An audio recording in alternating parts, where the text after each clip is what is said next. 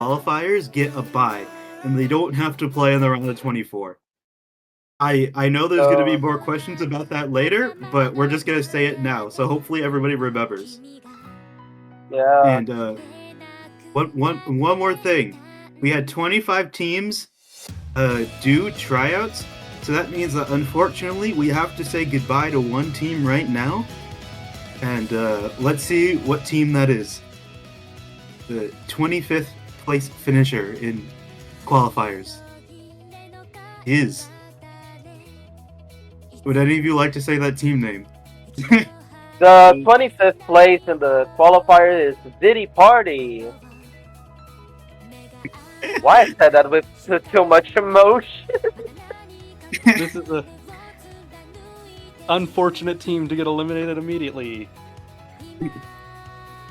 I don't know. I that means I don't have to commentate this name. That is fair. This is fair enough. I regret saying that name. So yeah, actually, I mean, this team actually didn't have the lowest average score, if I remember correctly. I think they were the second lowest average score, but they get eliminated based off of average rank, and it's because the team that got 24th, which we'll see soon, did like really well on one map, and that was enough to allow them to qualify. So unfortunately, we will not be seeing this team again. We got some funny images on the side here to, cheer them up a little bit. Yeah. We So can talk about Diddy Kong, yes. yeah. Yep. That is most definitely the namesake of this team. Yeah. That is the only namesake we are going to be It's recognizing. only like. Yeah. Okay, let's move on to the next team. The 24th team is Double Time Trouble. Whoa. Yeah, so this is the team that it was their flashlight hit their halftime flashlight score boosted them up to 24th. So they're getting in off of that, so it's a really good performance on them on the CM1 pick. And now they are going to be playing against Seed 9 next week. So they still got a long road ahead of them, but they qualified. And that does sort of show the interesting aspects of this tournament, that you can have players that you wouldn't expect to beat. Like, this is a team with an average rank of 4.5k that beat a team of average rank, like, what was it, 1.5k? Because of gimmick maps, and that's what's going to make this tournament interesting, is everyone pulling out all the all the skill sets that they're good at and seeing if they can outwit their opponents and what they have an advantage in. Exactly. We're gonna get some shenanigans map pooled, I'm pretty sure, and that's what we want to see here. So Probably let's move on to the. Probably mess with a lot of double time picks. I would hope so, based off of the name. Yeah. Let's move on to the 23rd team. So Would you like to say anything? I'm gonna say it. I'm so glad. The 23rd best team here is Acre's best CTB players, aka my team. So I'm gonna say here, I didn't expect it to be seated too low, but expecting of my results on the double time pick, I am glad that I even passed it. I am happy, and I'm gonna say a thing here. The comic image of a city in this specific state is making me laugh so hard, but I can't laugh too hard right now because my throat is hurting. Thank you for the images. You've been teleported to Brazil. The Minecraft Brazilian portal. You're gonna be on Acre. Alright. And let's move on to the 22nd team, Vivians. The You know, 22nd Lobby team, Banana. the 22nd team, Lobby Banana. Someone has something to say about it? Yeah, so, yeah, go ahead, Owen. It's another team that made it in because of their dedication on halftime flashlights. Another team showing just how interesting this tournament's going to be with gimmick maps. Yeah, look at that CM1 score. They got 6th in CM1.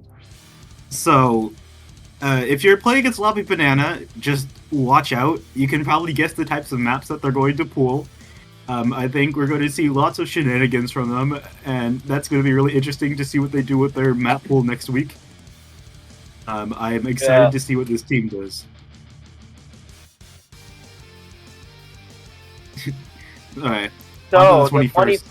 The 21st team is Gocholandia, which is a team from Venezuela, I guess. And Yes, they're both from Venezuela. So, the team here has a really high average rank, with an average rank of 822, and they sit at 21st. This is impressive. I don't know. Like, being a really high it just shows that, I was going to say, it just shows that, you can never judge a team just solely based off of their rank. I know that, I think Tokome might be new to tournaments, and that always takes in a sort of effect. Verplinter is somebody, if you've been around the 4-digit scene for a while, that you've probably seen before. He played in 4CWC, I want to say 2020, is it 2022 or 2023, I forget, for Venezuela, because Venezuela had a team 1 year, and then he played in 4DBT, and he did really well in 4DBT. So Replinter is someone with experience, and I think that's who you're going to have to watch out for. And once Tokome gets some more experience as well, I think this team is actually going to be pretty dangerous. So don't let them seeding 21st fool you. And of course, it is also a team that only has 2 players rather than 3, so they are of course in a qualifier that's going to put them at a disadvantage. But once they start choosing maps that they're both quite good at, that's when they're going to start to get scary. Yes, I agree. Let's see the 20th team. So the 20th team is Umadachi, with an average rank of 1,222. Yeah, so Umadachi did pretty well on Nomad 1, actually. And besides that, they just kind of did, like, average across the board, but their Nomad 1 score is what's carrying them to the 20th slot. And this is an interesting team overall, because these are players we don't really see that often. I mean, I don't think I've ever seen Mystery or Manhattan Cafe do a tournament before. They probably have, I just don't think I've ever seen it. So it'll be interesting to see them play in this sort of for fun tourney, to see what they're able to do.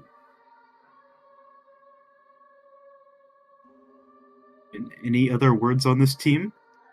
I just want to say Manhattan Cafe is the best nickname I've ever seen here. I wish good luck for them. It is a pretty good nickname. I concur. If nothing else, let's move on to number 19. Okay. So the number 19 team is Catch the Boomer, and we see here a lot of turkey flags. Catch the Boomer is a really solid name. So, do you guys have anything to say about it? Well, they're also really solid at Hard Rock, number 9 on the Hard Rock map, which seemed like quite a few teams were struggling with. So that might be something that this team tries to abuse, picking a lot of higher AR maps. Because, even though when you're submitting maps for your pool, it doesn't have to follow any sort of convention at all. For your Nomad maps, you can, as long as it fits the rule set, you could have 2 AR-10 maps if you wanted in Nomad. So that might be something this team tries to do, now that they're seeing that they're pretty good at Hard Rock compared to the rest of the crowd. Like And usual, it'll be interesting to see what this team pulls. I will say it's not just that they're good at Hard Rock. They also got some pretty good scores there. Just in general, their scores were either quite good or on the lower end. They had a sort of, I guess, a separation. Their scores weren't as mixed. So this is most definitely a good tip for anyone who's going to be going up against them, is that you can tell from here what sort of maps that they might choose. Yes. Okay. On to number 18. So the number 18 is Bulgaria. Just the entire Wow. country of Bulgaria. Yeah, so I'm impressed that the average rank is 1900, 1900, and we can see here that the rank of the captain is funnier-ish, because I don't know if the rank exceeds like the limits of the registration. Like, I mean, Bulgaria. What were we gonna expect of them? Yes. I mean, we gave them a little bit of leeway. I think as a Creole, once registration is closed, was like ranked 748. I want to say. And so they were right on the border, and that was when we only had, I think, around 23 teams. There were 2 teams like in the very last seconds that signed up. So we're just like, let's let them play. And now they are seed 18. Once again, pretty average scores across the board, but an actually pretty good score on CM2, the EasyGT map. I forgot exactly like how well each individual player did on that. I wish I had all of their lobbies up, but we do not have that. But they did pretty good. Yeah. These bangers in the background, so cheerful of them. Okay, on to team number 17. The team 17 is washed up with an average rank of 956 and one of the highest average rank teams on the tournament. So, best DT player had a really solid message right there in the corner. And yeah, Kato. And overall, their performance was very well spread out. There may have been some there's some that they most definitely did better than others. Nomad 1 and the halftime flashlight, but of course, in general, their scores are very average as well. Like evened out. They aren't particularly. It doesn't look like they're excelling in one specific. They're very Well-rounded. Well-rounded. I'm forgetting the words. Yes. Alright, let's move on to team number 16. So, the team number 16 is called Enterprise, and, well, we see the average rank is 1,870, and their best CD on the map is in CM2, which is the EasyDT Pi map. And so, Enterprise. It's Steven being obsessed with Cloud9. Got these pictures in here, and like you mentioned, mostly their EasyDT score carrying them up to 16th. So, but a pretty good showing for them overall. Anything else to say about them? Cloud9, best team ever. True. If only they were in Worlds. Alright, on to 15th. So, the 50th team is Play Easy, and we see here a good reference of a YouTuber called Sechi. Good reference. With an average rank of 1,310, being their best score, the halftime flashlight map with top 3. So, Third, yes. I'm gonna say a thing here. Play easy. And I wonder what apparently, they're gonna pull. although apparently, if you play easy enough, then you seed better in halftime flashlight than you do in easy DT. So, an interesting correlation there. Easy DT is too fast, you know. As you Yeah, can see, their play double easy. time score is also a little bit lower. It's just too fast overall. They're very used to playing AR5 and below. Yeah, probably. Alright, let's go to 14. The top 14 team is Peak, with an average rank of 2,877. Their best score is, again, halftime flashlight. And, well, Peak, right? They did really well on the CM maps in general. As you can see, 4th overall on the CMs, just like out of everybody in the tournament. So I think we're going to see a lot of interesting maps pulled from this team. Lots of shenanigans, as as their rank spread indicates. But they were just a CM team.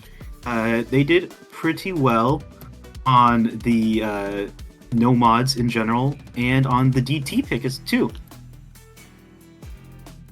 Yeah. Mainly their hidden and hard rock holding them back. Probably. As also, yes, Zakrusta in chat. You'll see the very top teams had some interesting CM scores. We'll see. Let's go on to the 13th team though. So the top 30 is called, which is that has an average rank of 1, 2, 3, 4. Good average rank. And their best score was, let me see here, the hidden pick. Yeah, that's hidden not one. a surprise to me, considering who's on this team. I mean, we have Wetham, a very good hidden convert player. In overall, I think that's what he's known for. Mostly jump maps, like high star convert jump maps. But he plays just anything hidden convert. Same with Super Luna as well. So a pretty good hidden squad overall. And I think that's what they're going to be most dangerous at. Yeah, probably the hidden pick for them is going to be really advantageous because of the hidden player. Hidden teams are always scary. You never want to face a hidden team. Yeah. Especially on catch. Like, hidden's a really niche mode nowadays on catch. I love watching CWC and watching all the top teams just fail on round of 32 hidden. It's really funny. It's my favorite pastime. But let's move on to number 12. Let's see who's there. So, the top 12 is NPC, with an average rank of 1,324, and their best score is, again, halftime flashlight. Pretty common these theme top at this teams. point. To Yes, this is. yeah, it's a pretty common theme just to see a lot of teams who don't do as well. They sometimes do quite well on the other ones, but there are a lot of teams whose best scores are their halftime flashlight scores, just because of how interesting of a gimmick that is. That's probably gonna be something we're gonna see a lot more of in the actual tournament. Yeah, I mean, probably what happened is that they actually practiced the map, unlike some top teams. Not gonna name names, but you'll see who I'm talking about later. Actually, you might see who I'm talking about, like, right now, if I remember correctly. Am I? No, I'm not. Actually, I'm lying. In two teams from now. But let's get closer to the team I'm talking about. Let's move on to the next one first. So, the top 11 team is called FGS, SDS, or FGS. Yes, I tried to pronounce it. The average rank is 1,671, and So we can see here why the average rank is 1,671 because we have two 3 digits and 4 digits in the team, and uh their best map was Noma 2, and their And second hidden. best was and Hidden 1. So I expect uh, a good map coming from that team, and well, Might be a convert team here. We're looking at some good yeah. convert scores overall. hmm We're still Now just let's move very on to well the team. rounded. Sorry, Yeah, they are still very well rounded. They did really well overall on the entire Yeah. map pool. But, We're gonna let's move move on on to to the the top team 10. I was. Yes, let's Go. move on to the team I was talking about before. We do a The little bit of top trolling. 10. So the top 10 is Aduga Al Idig GW, and their average rank is 1,073. Their best map was, let me see here, Noma 2, and CM2, if I'm not wrong. The easy DT map. Yeah, so Woohoo! this team is interesting. They might have done a little bit of trolling in qualifiers with playing on trying out some laptop gameplay and sight reading. I would not take their seeding lightly. It may say 10th, but this is definitely one of the best teams in the tournament. I feel bad for the team that has to play against them in round of 24 because this team is not getting a bye. But I'm interested to see how that will go. And I'm still not pronouncing that name. What did you say, Oh. Vivians? No. So they did a little bit of trolling, but the next team that we're going to look at is going to be the last team that's playing in round of 24. Because remember, top 8 teams don't have to play in round of 24. So let's see the last team that's going to play in round of 24. So, moving on the drum rolls, the top 9 is EU Fan Club with an average rank of 1,628, being their best score obviously the EZDT map, the CM2. So, DNQ is a player that I already know about, and he's a talented easy player. Like, the scores he can set are really good. So, I'm expecting like a lot of low AR or easy maps coming from their team because of DNQ principally. And so this is gonna be the last team that will play the round of 24. Because remembering again, top 8 doesn't play in the next week. Yeah, I would say I think this team also did a little bit of trolling, but maybe not to the extent as the Indonesian team did. I think these players are really good. Especially, you got like you were talking about, Kayla, with the easy DT lineup of DNQ and Rikairi, but then you also have Rube to back them up on almost everything. Rube is an exceptionally good hidden player, and I think this team suffered from oversleeping and then not practicing, and then a whole host of different things. So Yeah, probably. we'll see what happens with them. But At this point, let's go. if you haven't seen your username or you haven't seen your team, congratulations. You do not have to compete this round. You get a bye. Yes, you will not have to play around a 24. So you're free until like 2 weeks from now. Let's see. Yeah. Yes, let's see who the first team is in. So, will not have to play around 24. So moving on to the top 8, the players who will not play next week. So the top 8 is Sinners of Berlin with an average rank of 1,140, and we can see here a funny thing, right?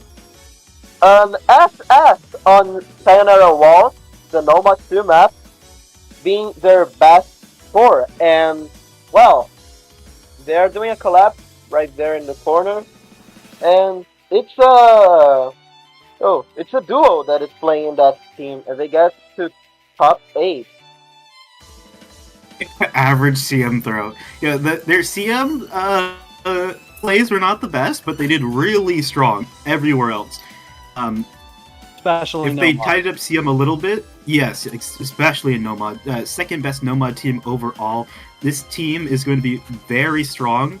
I mean, this team is a team with a lot of tournament experience. Berlin and Sinestra have been in the 4-digit tournament scene for a long time.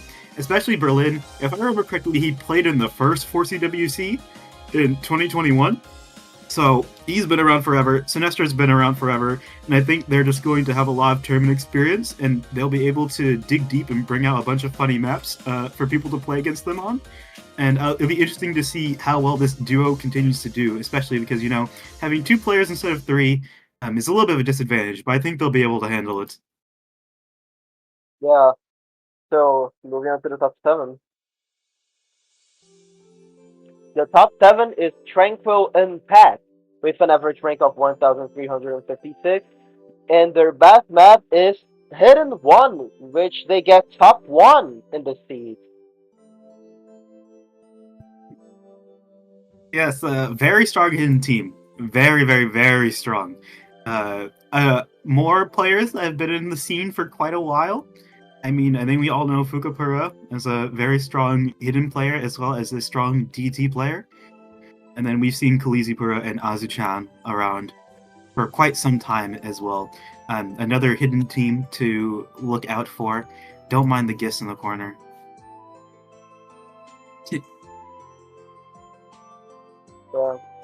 Moving to the top 6. The top 6 is Low AR Enjoyers with an average rank of 2,680, being their best map, the Halftime Flashlight map. So, Low AR Enjoyers. I'm expecting low AR maps in the poll, I guess. And it You know, and we'll it see. can be really, and depending on which type of map they will pick, the hidden picks can be really dangerous, principally for players who can't play ARA hidden like me. Yes, I think this team is going to be particularly dangerous just because of how they might match up against other teams. Because they can pull a variety of stuff that I think other people won't be able to play. Especially with players like Osu Jedi on their team, who's another player that's been around for a long time. I believe he won a Suiji several years ago. So he's a cracked player. He ranked up just to play in this tournament. He wasn't even 5K, but he's like, I want to play in this tournament. He ranked up for it. That's gonna show you their level of dedication. Okay, be scared of this team.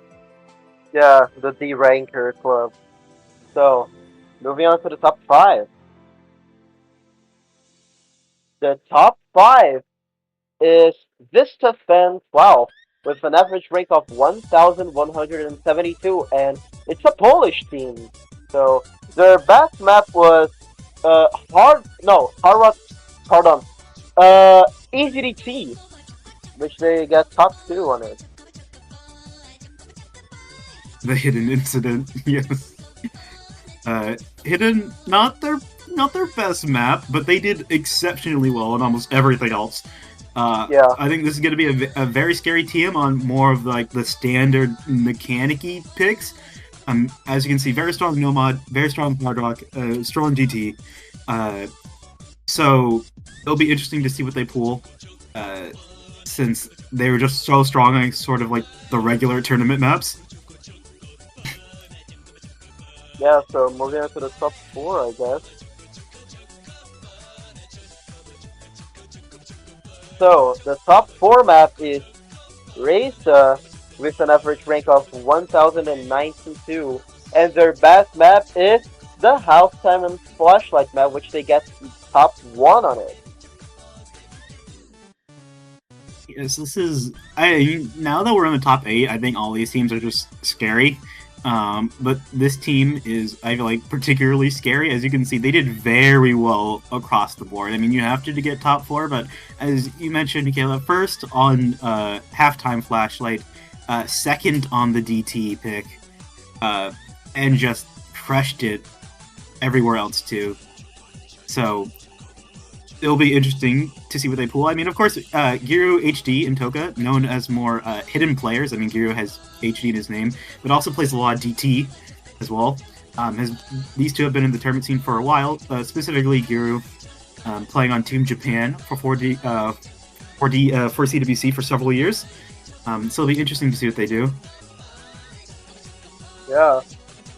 So going for the bronze medal in the qualifier section. So the bronze medal goes to Blackter with an average rank of 1,184, and their best map was the No Mod 1 map. Yeah, I mean, if you've been around the tournament scene for a while, you're going to know the players on this team. As our little graphic says, they totally got first in for CBC 2023. Don't look at the other teams on that list. That didn't happen.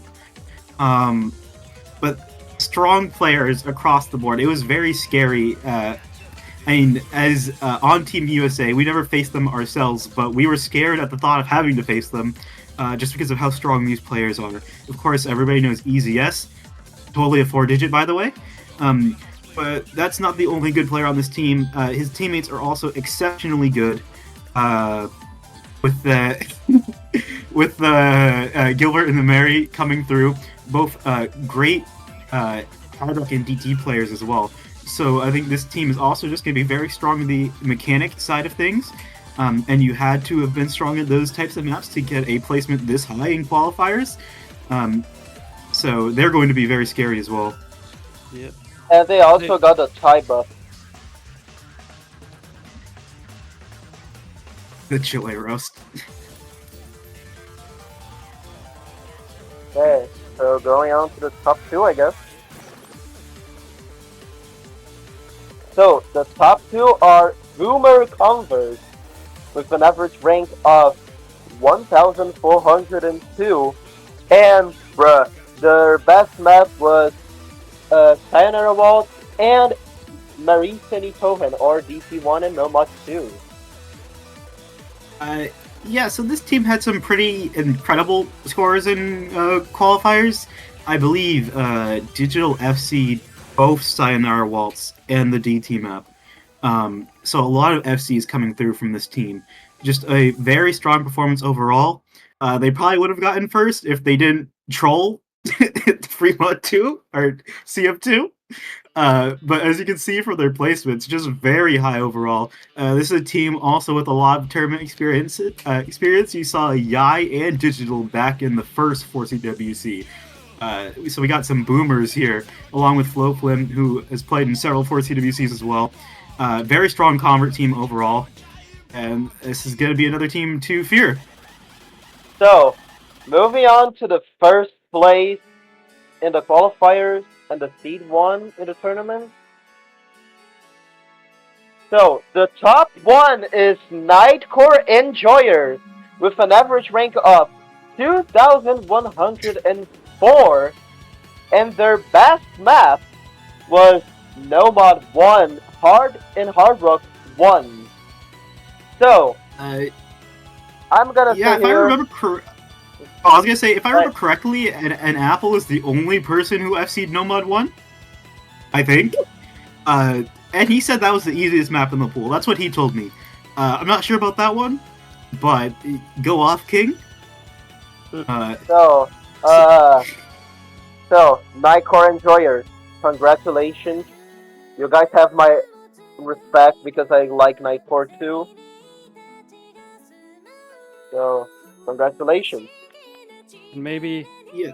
in some of the maps you pool for choosing your own mods, you could choose Nightcore instead of DT if you so choose. Yes, you can. And yeah, just a very strong performance across the board. Everybody on this team did very well. Like I can't even pick out one person. It's just like everybody had good scores in qualifiers, and so this is another team, like most of the ones in the top 8, another team to fear. Rank doesn't mean everything, at Apple, rank 4,200. Only person F seeing some of these maps. Some crazy players on this team. It'll be interesting to see what they do. For now, we're going to be moving on to our tiebreaker showcase. So don't leave just yet. If you want to see the tiebreaker for next week, we're going to be showing it right now. The way that tiebreakers are going to work throughout this tournament is that they aren't necessarily going to alternate between convert and specific, but we wanted to have an equal number of converts and specifics like we tried to do for qualifiers. So this week's tiebreaker is going to be a convert, and then the next 2 weeks will be specifics, so that everybody gets a chance to play one convert tiebreaker and one specific tiebreaker. So yeah, without further ado, let's see this week's convert tiebreaker. Yeah. Totally not a funny replay. So, we have here the replay with a whopping 1 miss. So, let's see how it goes. And this is a convert 4-star, and of course, any convert player will know that this being a 4-star does not mean it's going to be as easy as a catch 4-star. Definitely not. This is harder than 4-star catch maps. Yeah. It will be really challenging for some of the players, probably, because 4-star converts can be really hard, principally of some specific jumps and sections. And because it's a convert, so it doesn't have like a default pattern that is normally followed on 4-star catch maps. Yes, the hardest thing about this map is just going to be holding your consistency through some of these jump sections. I think the map itself isn't too difficult, but there are a few jump sections here and there that get pretty hard. Thankfully, they are rather short, so you aren't going to be jumping back and forth for like 12 notes or something. They're all pretty short, but they are going to test your convert jump skill. The rest of the map is pretty much just consistency and how well you can hold on these slight tech patterns that you'll see throughout the map. But you'll know when you see the jump patterns. They will stick out. Yeah, like that hyper dash session, the sliders too, and it will be really a consistency test. Not only because of the length of the map, and just because of the patterns that you are seeing that are not regular, like a normal convert. Like, and it can be, like, it can push the limits of your consistency depending on how much experience you have on playing high-star converts. So, I see that it can be a map that not a lot of people will be mastering, just because it's a 4-star convert. And like it's not a lot of people that play converts, especially 4-star ones. And Yeah, and that was one of the harder jump sections right there, by the way. That was probably going to trip several people up. Jump sections like that is what's going to make this such an interesting map to see if we do get to a tiebreaker this round, just because that's could be the determining factor, is if you can hit those jumps, and they are of course quite difficult being convert jumps, not dashes, or I mean not hypers. Yeah, there's going to be one more section like that coming up later, and that's going to be like the next hard jump section. But for now, we're just chilling on these slight tech patterns. Nothing too bad. But of course, even then, the tech patterns are not something to sleep on either. They can trip you up from time to time, especially if you're not ready for them. Getting into a break, the usual break towards a 3/4 mark in every single consistency specific convert in the game. So we are seeing here that it's a pixel section with only hyper dash. So probably for accuracy it can be hard, not only because of the jumps, but just because of the sliders. So it can be. So if you want to access map, you need some precision, especially on the sliders and some jumps. So I'm seeing here that this map can be really challenging for a tiebreaker, but that's the goal. So yeah. Oh, and there's a miss. A very Miss on unfortunate one miss. nothing. The average Zerial experience in this game. This is the second hard jump section. Yeah.